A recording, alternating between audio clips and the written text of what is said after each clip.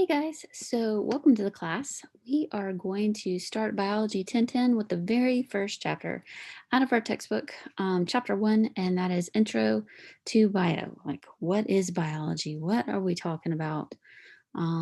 Let's get started into my favorite class that I had in school. So, with biology, we got to talk about a little bit of background on Earth in general. So, um, the Earth itself, if we didn't know already, maybe you took a geology class before you came here, but just in case you didn't know, the Earth is old, super old, 4.6 billion years old. That's how old it is. So when it was originally formed, it did not look like this beautiful picture that we see here of the Earth with its pretty oceans and green land masses. With an atmosphere, it did not look like that 4.6 billion years ago. So it had to develop that, evolve that. So real life didn't start evolving until about 4 billion years ago, where we started with prokaryotes, the teeny tiny little unicellular guys. And then we moved on to eukaryotes, those guys that are going to have, and we're gonna go through this in a little bit. But these eukaryotes, they are me and you. They are cells that have membrane-bound organelles like nucleus or mitochondria. Those are cells that are called eukaryotes. So those came along next.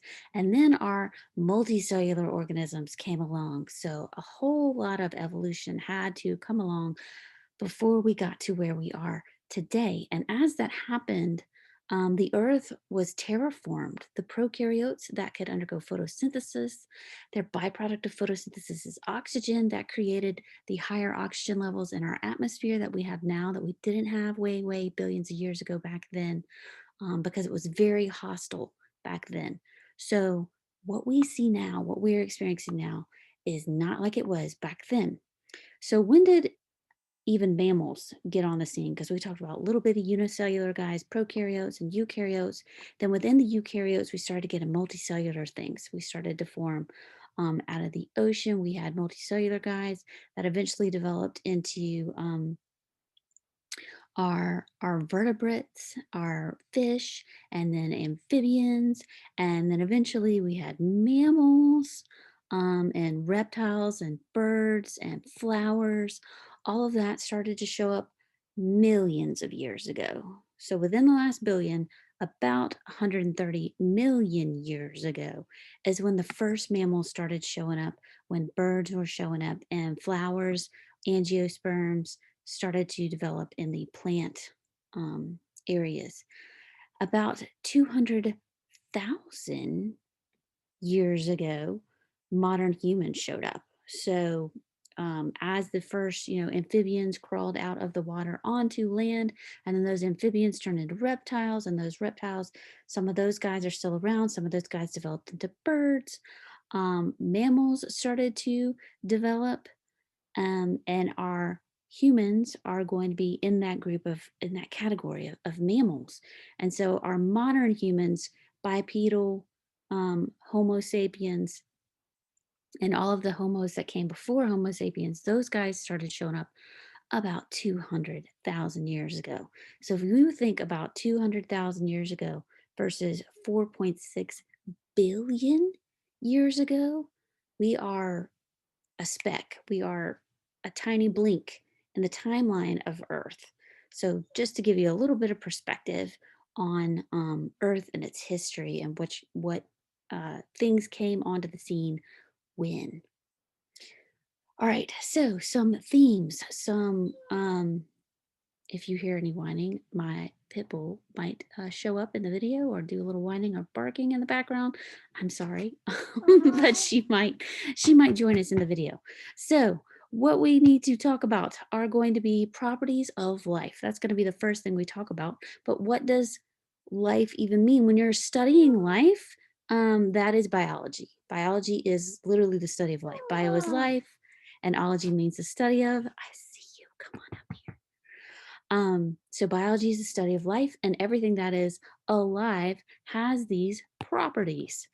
everything that is technically alive. And we're going to talk about things that, would be considered alive, not alive. Are they? I don't know. We'll talk about those. But if they are alive, they have all of these properties. First one is going to be order. Order is one of the first properties of life. And so it just means something is structured. We are multicellular organisms. So we have, cells and their cell membranes that form different tissues, and those form organs and organ systems like your cardiovascular system.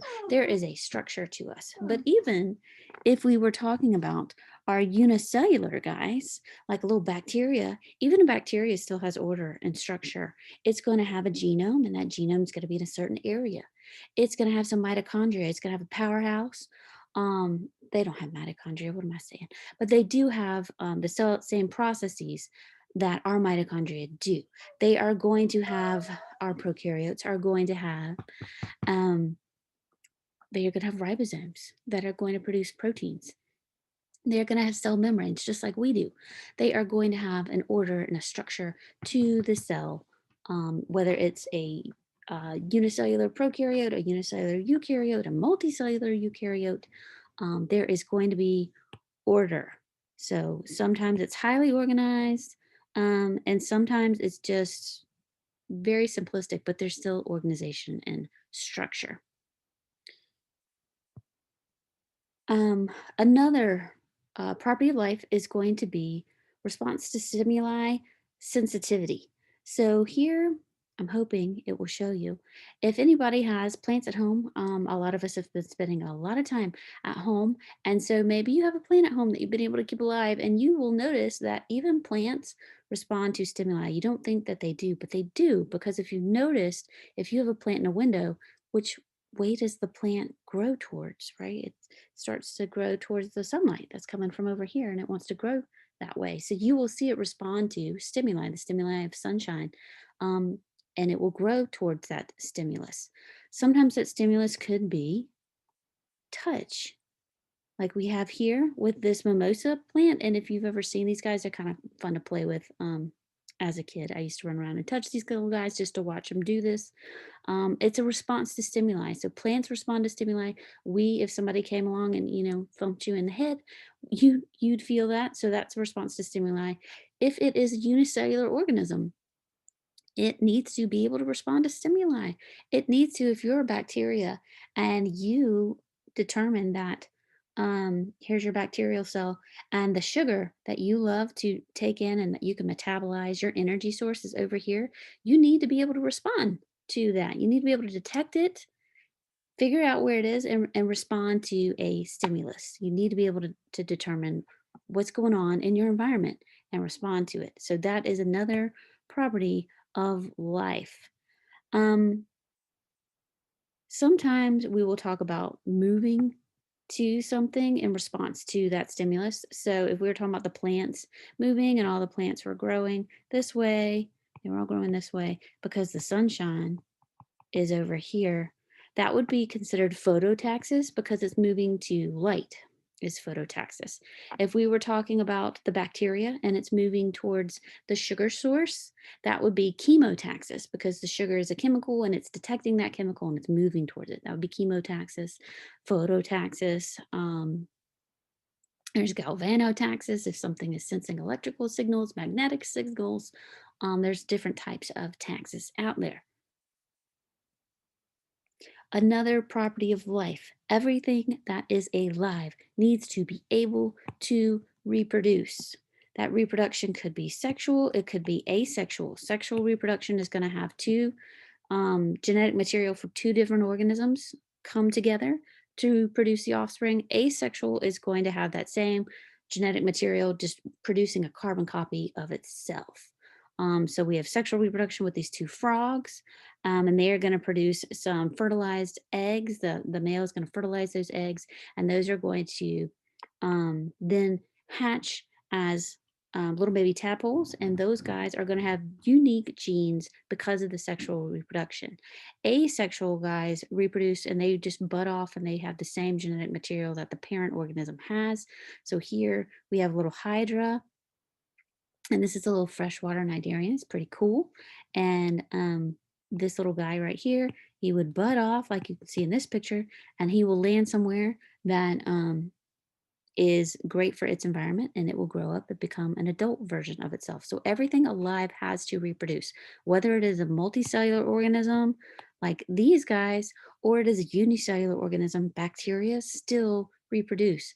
They will absolutely multiply really quickly. If we were talking about E. coli in a lab setting, E. coli can double itself in 20 minutes. You can have one E. coli and that will change into two E. coli. And then those two E. coli in another 20 minutes turn into four E. coli. So you get where I'm going with this. They can grow really fast and multiply. So everything that is technically alive must be able to reproduce.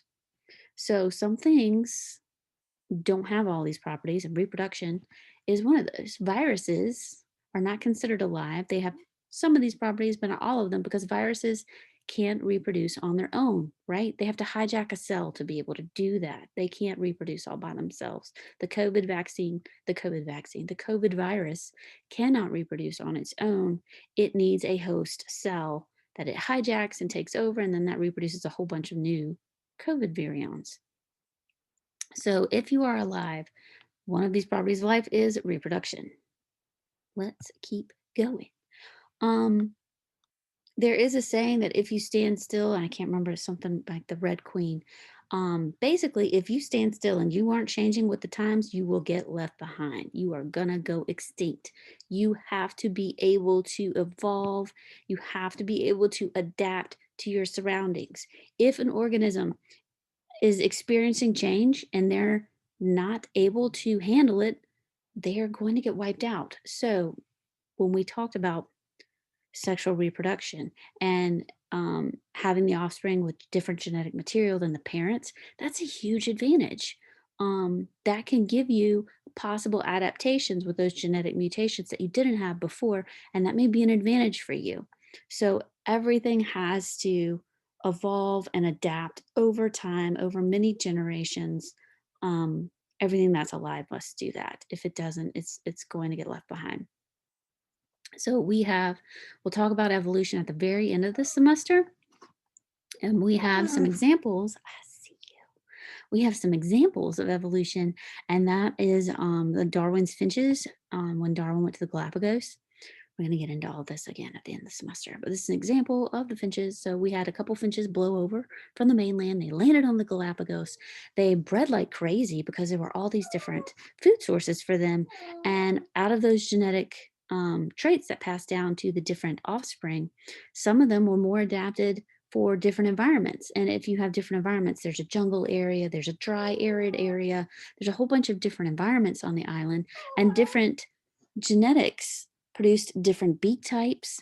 And over time, those guys evolved and they started to look differently. So we have this guy with a big beak, this guy with kind of medium sized beak, these two smaller ones, this one's kind of long and pointy.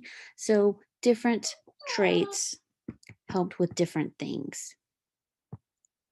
You have to be able to adapt to your environment. Um, and we have this butterfly, and this butterfly is perfectly adapted to feed from this flower.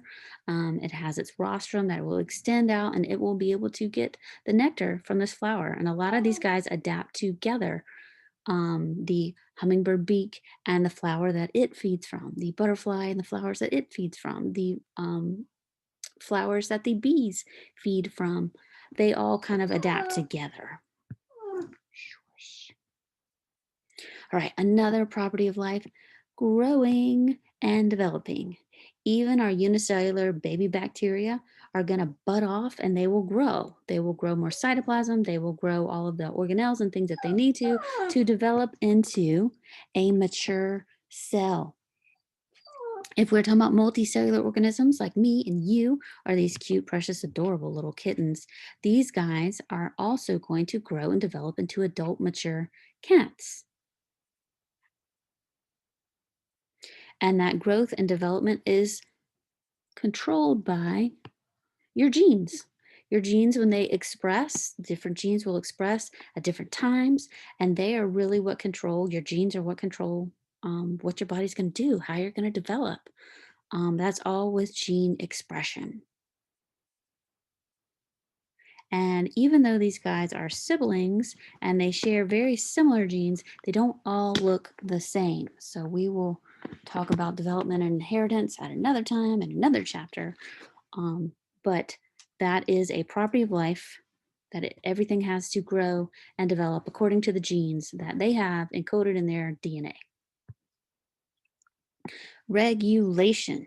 You need to be able to regulate your self, your body, your if you're a unicellular organism, you still need to regulate what is inside of your cell and what comes in and what goes out. You don't want everything outside of the cell to be able to get in, right? And you wouldn't want everything inside to be able to float outside. You have to be able to regulate what's getting in and what's getting out. You have to be able to regulate if you're a multicellular organism, you need to be able to regulate a whole bunch of stuff. And since you are a large multicellular organism, you have developed systems to help you do that. So our cardiovascular system is in charge of transportation, and those transportation is going to transport our gases that we need for cellular respiration. It's going to transport our nutrients that we're going to need for cellular respiration all over the body. It is going to help when regulate our body temperature, because what happens when you get really hot? Your body gets flush, right? Your face gets flush. If you were blushing, it's the same kind of thing. Your face, your blood will rush up to your skin, and that can help regulate your temperature. So, one of the properties of life is regulation. You need to have regulatory mechanisms to help maintain what's going on in the body. If you are maintaining a quote a steady state, that is homeostasis. Homeostasis means that you are maintaining a steady state. So, oh goodness, excuse me. So, with your steady state, you need to maintain um just think of all the things that your body needs to maintain, right? You need to maintain a steady temperature. Our body can only withstand, X degrees up and X degrees down. Otherwise, we will go into shock and coma and death. We need to maintain about 98.6. And for some of us, it's a little bit higher. And for some of us, it's a little bit lower. But about 98.6 Fahrenheit is going to be our body temperature that we need to maintain. We are going to maintain all sorts of stuff. We need to regulate homeostasis for body temp. We have to regulate homeostasis for blood pressure, because there's only a certain range where blood pressure, we don't want too high blood pressure. That can cause all sorts of issues, cardiac and urinary. We don't want low blood pressure, because if it's too low, then your kidneys aren't being able to filter. So blood pressure is another thing that we regulate. We regulate chemicals, right? We need to regulate how much salt we have in the body, how much calcium we have in the body. There's all sorts of things we regulate where we have this range of too low and too high, and right in the middle is our happy steady state that we want to keep and we want to maintain. So that is homeostasis. We have a picture here of this adorable polar bear, and this guy has lots of different adaptations that help it maintain its steady state. Polar bear's fur is white. Everyone knows a polar bear has white fur. But did you know that underneath that white fur, their skin is black? Their skin is black, and that's going to help them. Those white fur is going to help funnel the sunshine down to that black skin underneath, and that's going to help keep them warm, because if you were going to go outside on a really hot sunny day, um, what would you wear? Would you wear a white shirt or would you wear a black shirt if it's a super hot sunny day and you want to maintain your temperature? You'd wear a white shirt, right? But if it's cold, you'd wear a black shirt because you want to be able to absorb those rays and increase the solar radiation coming to you. And that helps him out. So he has a black nose, you can see showing through there, but his body has black skin, and that helps him stay warm that way. He's also going to have webbed feet, and that's an adaptation that helps him get through the ocean to find all the seals to eat. Another adaptation is these layers of fat. So the polar bear must feed a lot to build up the fat on its body. So that helps insulate them. Fat is an insulator, it is a long term energy storage source, and it is a great insulator too. So It's got thick fur that keeps in the heat. The black skin absorbs the sun's radiation, helps increase its body temp. Those fat layers are going to also help insulate it. So there's all sorts of things that this guy has to help regulate just its body temperature, to thermoregulate itself. So homeostasis is maintaining that steady state, whether it again is temperature or chemicals, pH. Our body pH is only from 7.35 to 7.45, and your kidneys are going to help regulate that pH. We don't want to be too low, we don't want to be too acidic, and we don't want to be too high, we don't want to be too alkaline. We need a steady state, and that is homeostasis. Energy processing. Energy processing. You cannot survive without getting intaking in some form of energy at some type. Whether you are an autotroph, means that you can generate your own food by consuming some energy source. So if you're an autotroph, like a plant, plants undergo photosynthesis. So what's plants' energy source? I already talked about this. It's the light, right? It's sunlight.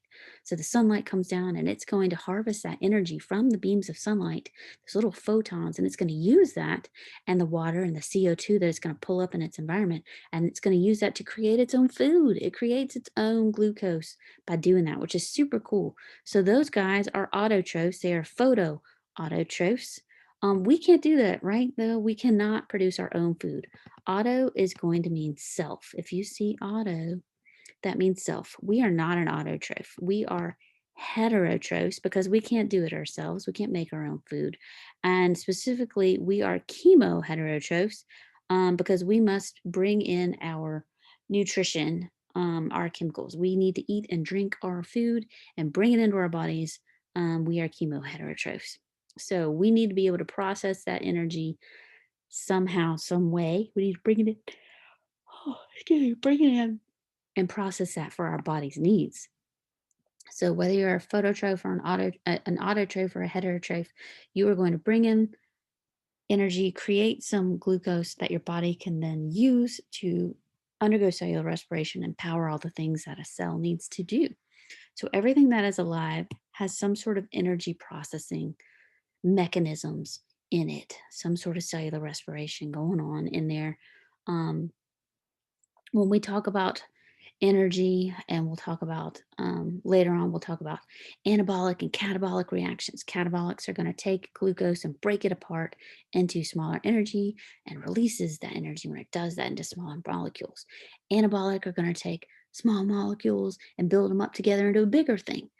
All of that together is your metabolism. Your metabolism is constantly breaking stuff down and building stuff back up. That's what your metabolism is doing all day, 24/7, even while you sleep. So everything that is alive needs to process energy. So those are our properties of life. Know these, they are going to be on the test. So again, here they are. We all need to have order. We need to be able to respond to stimuli. We need to be able to reproduce. We need to be able to adapt to our surroundings. We need to grow and develop into a mature organism. We need to be able to regulate what's going on, regulate what's coming in, regulate what's going out, regulate things in our unicellular or multicellular bodies. We need to maintain steady states. We need to maintain this happy little medium, whether that is temperature or pH or light or whatever it is. We need to maintain a steady state of things, and that is homeostasis. And we also need to process energy. Nothing can just whip up energy out of nowhere. If we remember thermodynamics, and we're going to talk about that next in chapter 2, thermodynamics, energy doesn't just magic itself out of nowhere. You need to be able to get that energy and process that energy. So that is our last property of life, is energy processing. Whether it's an autotroph or a heterotroph, all of us have to be able to process the energy. So we have some lecture quiz questions that you will do on D2L. Don't forget to do those and do those on time by the deadline. That is in the syllabus and on D2L. All right, so those were properties of life. Let's talk about the organization, the levels of organization. Levels of organization are a whole nother round of questions, and we're going to start off with the teeny tiny guys and move up to the biggest. So On the test, you may have descriptions of a specific level, or you may need to be able to classify things, smallest to biggest or biggest to smallest. So let's get started with the teeny tiny little guys. The smallest guys in this specific list right here is an atom. And atoms are going to be created out of subatomic particles, like protons and neutrons and electrons. Those are subatomic particles, and together they create an atom. And an atom is not alive. It is not alive. It is the smallest, most fundamental unit of matter, but it is not alive. Not alive. A molecule.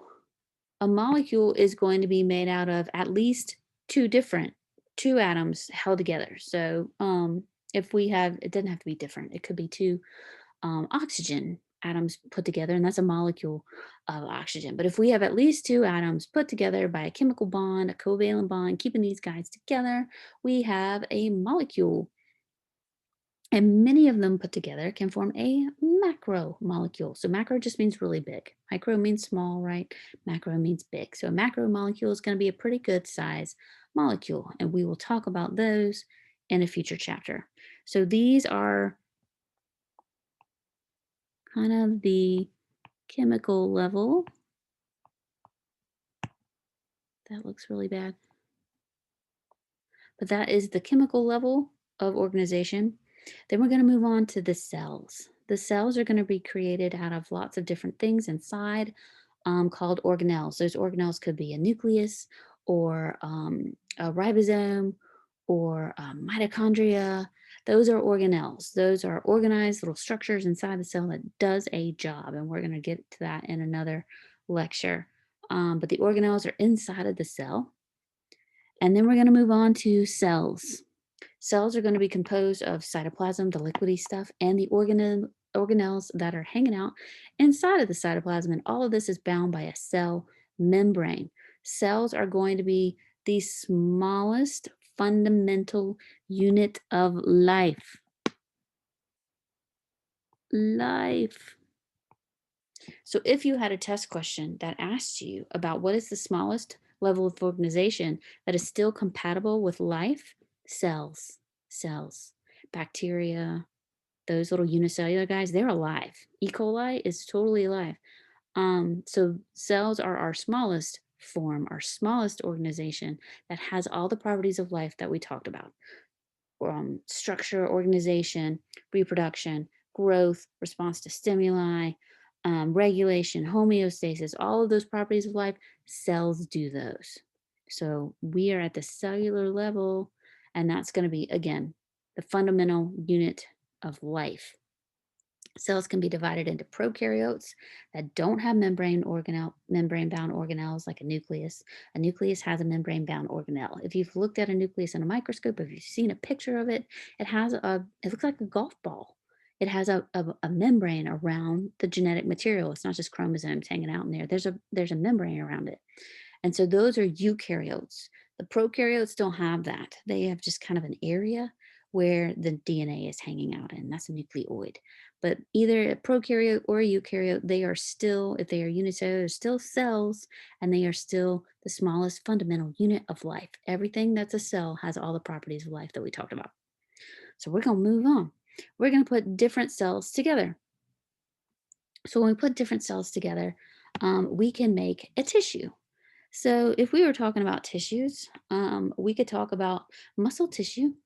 And muscle tissue is going to have muscle cells. And those muscle cells are going to be sandwiched together. And they may have cells that will line on the top and cells that line on the bottom. If we were talking about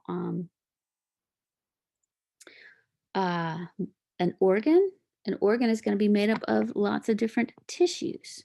So an organ, if we were talking about an organ, we just saw the cardio, right? Cardio was going to be an example of organs. So hearts are going to be formed out of lots of different tissues. There's 3 different tissue layers in a heart.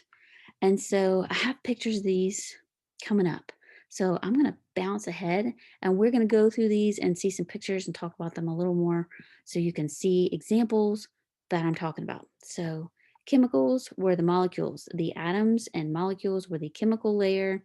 Atoms are smaller than molecules. Molecules are going to be, they can be small. Macro means it's a big molecule. So C, carbon is going to be an atom. An atom of carbon is going to have proteins.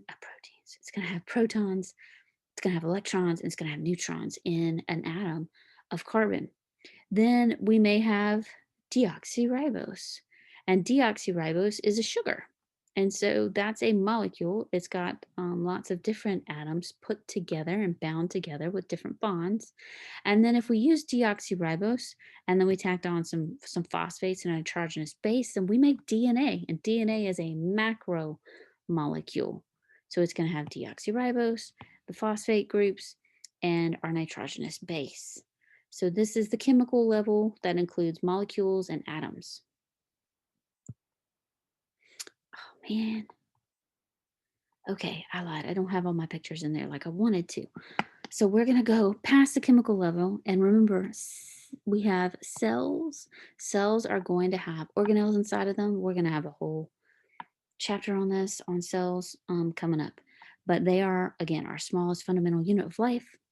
Tissues are going to be made out of different cells. If we were talking about epithelial tissue in the body, epithelial tissue, like your skin, has epithelial tissue on it. It's a coating on the outside of your body as your epithelial layer, and it may have different types of cells in there. It may have your squamous cells on there that give you protection, but it may also have other cells in there like your sweat glands or your sebaceous glands that make your face oily. Those are different cells found in that tissue. An organ like a heart is going to have 3 different tissue types on it. It's going to have an epithelial layer on it. It's going to have an endothelial layer on it on the inside, and it's going to have muscle in the middle. So it's going to have 3 different tissue types to make an organ, like a heart, like the lungs, like the liver. Those are all organs in the body. Then if I had the heart and I paired it with the blood vessels going all over my body. And then I also paired it with the blood cells, your red blood cells, your white blood cells, your platelets, all of that stuff together. That's a whole system. That's your cardiovascular system. So now we're in our organ systems that we have, and those are made out of different organs. And then if we put all of those together, if we put the cardiovascular system, the urinary system, the reproductive system, right? All of the systems, nervous, all that. If we put them all together, we'd make an organism. We'd make me, we'd make you. And that's a whole organism. And then higher than an organism, if we had all of us sitting together in a room, which we can't do right now, but if we could, if we had our classroom together and we were all sitting in the classroom nice and safe, that could be a population. We have a population of students. If they are all the same type of thing, if they're all people, we could have a population of students. Or maybe you are a biologist going out in the field and you want to survey a certain type of animal. I went out and I was trying to find all the blue jays that came to my bird feeder. That would be the population of blue jays, at your location and your address. That's a population of humans, a population of blue jays, whatever it is, that one organism, and lots of them is going to be a population. And then what if I was talking about not only the blue jays at my feeder, but maybe I was talking about the blue jays at the feeder, the squirrels that come to the feeder and steal the food. What if I was talking about the grass that's growing on the ground below the feeder? Every all the little bits of life that's hanging around in that area, the microorganisms that live in the soil, that live in that are contributing to the grass growing in that area, that would be a community. So all of the living things together in one location, that's a community. Everything in your backyard, the plants, the animals, all of it. That's a community. And then if I go up one more level, I am at an ecosystem. So the ecosystem is not only looking at all the living things in your backyard, the plants, the animals, It's also looking at the non-living things in your backyard. So, what about the sunlight coming down? How is that energy cycling through? What about the carbon cycle? We all learned the water cycle, right? We learned the water cycle when we were in like pre-K, right? That the rain comes down and then the rain's going to be absorbed into the water. And then what happens to the rain, right? The sun shines and the puddles evaporate, the plants use the water and it goes through. And so we can track the carbon cycle or the nitrogen cycle. Those are non-living things, but that's still happening in your backyard. So that could be an ecosystem too. So what if we put all the ecosystems together? We're at biosphere. So that's all of the environments together is the biosphere. It doesn't get any bigger than that. The biosphere is Earth. It is all the environments. It is all the ecosystems, all the living and non-living things. Biosphere is as big as it gets. It is the entire planet. It is Earth. So if you had questions on the upcoming test, you might need to know not only the level and the definition of the level. So if I asked you what is the level that has the smallest, what is the smallest level that has all the properties of life, you'd know what that answer is because told you in this lesson, and it is in your chapter outlines, and it is in your PowerPoints, and it is most definitely in your textbook. So know your levels of organization. They are going to be on the test. Be able to put them in smallest to biggest, or maybe biggest to smallest. Be able to organize the levels of organization. And if you have questions about any of this stuff, please reach out and email me, call me, text me. We will get through this, but know your levels of organization. They will be on the test and the lecture quiz too. Okay, diversity of life is going to be our last bit, second to last bit of information that we're going to cover in this video because I don't like them to be too long, but I like to do at least one section in a video. Sometimes I can combine multiple sections because they're small, but this is a really big one. So this first section of chapter 1, let's finish it up. Diversity of life. We said everything needs to evolve, right? That was a property of life. If you are not changing and adapting over time, you are going to be left behind and go extinct. So evolution is going to be that process of change that is going to happen over periods of time. It does not happen within one organism. That's not how evolution works. It works over a population of organisms over a period of time, these small changes that add up to big changes over time. And so that is going to be the stuff that transformed Earth. We talked about Earth was terraformed because of those original photosynthetic organisms that produce oxygen as their byproduct, and it completely terraformed the Earth in doing so. And that is part of the reason why we have such diversity of organisms that we have now versus when the earth first started with no life on it. Taxonomy. Taxonomy is, sorry, where you are going to study the classification of organisms. You are going to um, see a binomial nomenclature system, and that was started by a guy named Carl Linnaeus. And I don't have a picture of him in here, but Carl Linnaeus, he is in charge of creating that binomial nomenclature system where you have two names. And so they are grouped. Those two names come from groupings. So you will have a two name system, a genus, and a species. When we put them together, Canis lupus is our binomial nomenclature system coming from Carl Linnaeus. So we go up from the smallest group, which was species, and that is our most exclusive. Only this guy, only the lupus group is within the species. And then to the most inclusive, which are domains. There are 3 domains, and we hopefully learn this, in high school, hopefully learn this in middle school, even grade school. I want to say my kids have learned this, but the biggest is domain, right? And domain, kingdom, phylum, class, order, family, genus, species.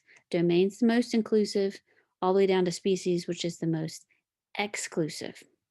If you need to remember these in order from most inclusive, that includes everybody, to the most exclusive, there's a little It's not anagram. I can't remember the name of those guys. Mnemonic. There you go. That helps you remember these. And so, dear King Philip, dear King Philip came over for good spaghetti. I like spaghetti. And that can help you remember these guys in order. Domains all the way down to species. And sometimes you'll see categories within the categories. Maybe there is a subphylum or maybe there is a subspecies. But these are our big classifications: domain, kingdom, phylum, class, order, family, genus, and species. This is taxonomy. The genus and species, that two name system, again, was developed by Linnaeus with his binomial nomenclature. Our biggest, most inclusive, includes everybody, group was domains. Out of the domains, there are three of them. There are three domains. There are bacteria. There are going to be archaea, and archaea can be extremophiles. And then there are eukarya, like plants and animals. Bacteria are unicellular. They were part of the prokaryote group. These guys, bacteria and archaea, these guys are prokaryotes. Bacteria and archaea, those two domains are prokaryotes. They were here first. When I said that the Earth was 4.6 billion years old and about 4 billion years ago, the first signs of life showed up, they were prokaryotes. Bacteria and archaea were here first. They colonized all of the local areas that is out there. They were here first. So we have this bacteria domain, we have the archaea domain. Some of these guys are in crazy locations because they're extremophiles. So they live in crazy places like hot springs in Yellowstone. They live in polar ice caps. These are extremophiles. The third and final domain is eukarya, and that is us. We are in the domain eukarya. We have the star over here as animals, but there's other guys in eukarya too. We said plants are eukaryotes. Fungi, the mushrooms that grow up, in the backyard around campus, those are also eukaryotes. And eukaryotes are going to have, again, membrane-bound organelles, while prokaryotes don't have those. We will talk more about this stuff when we get to the cell chapter. But these are prokaryotes and eukaryotes. Prokaryotes includes the two domains, bacteria and archaea, and eukaryotes is a domain all by themselves. But you can see this is the phylogenetic tree of life. And you can see all the different branches that eventually come down to one trunk. And this is the LUCA, or the last universal common ancestor down here. The one thing that created all the other life here on the planet Earth is the LUCA. All right, this is legit the last group of things that we're going to talk about in this really long video. Okay, branches of biological study. Biology is huge. If you are getting a degree in biology, and if you are, you're not in this class, you're going to be in 1107 and not 1010. But if you were getting a degree in biology, it covers a ton of stuff. Biology covers a ton of stuff. It's super generic. It can cover everything from molecular biology, like you are really into DNA and tiny molecules and seeing what it can do. That's molecular biology. Or microbiology, you were studying the bacteria that I was telling you about, that E. coli, and how fast it can grow. And maybe you want to study the virulent types of E. coli, the H1N1s, the virulent E. coli. I can't remember its name, but it does have a strain and a number. And maybe you just wanted to study that guy. Or maybe you just wanted to study viruses. You could be a microbiologist. Or maybe you want to study really old things. Maybe you could be a paleontologist and look at fossils. Maybe you like animals like me. I'm a wildlife biologist. So that would fall into the category of zoologist, because zoo is animals. What about botany? Anybody know what a botanist is? I appreciate them. I don't love them as much as I love the warm fuzzy guys, but I like plants. Botany is the study of plants.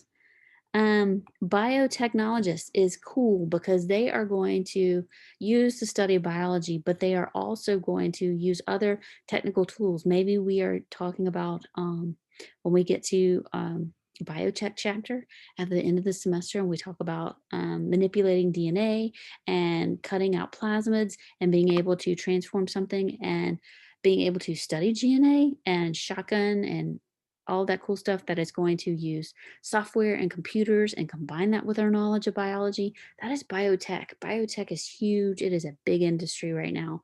Maybe you could be in biotech. Maybe you're an ecologist. We talked about ecology was going to be not only studying the living things, but also the non living things in that environment, the interactions of the organisms in their environment. How is the emissions from a chemical plant up the road? Maybe you're in, I don't know, Dalton, and you are downstream from one of those carpet plants and they are releasing emissions into the water. How does those non-living emissions affect the living creatures in the river? That is definitely something that needs to be studied. That is ecology, being able to study the impacts and how the living things and the non-living things and all the things work together in the environment. That's ecology.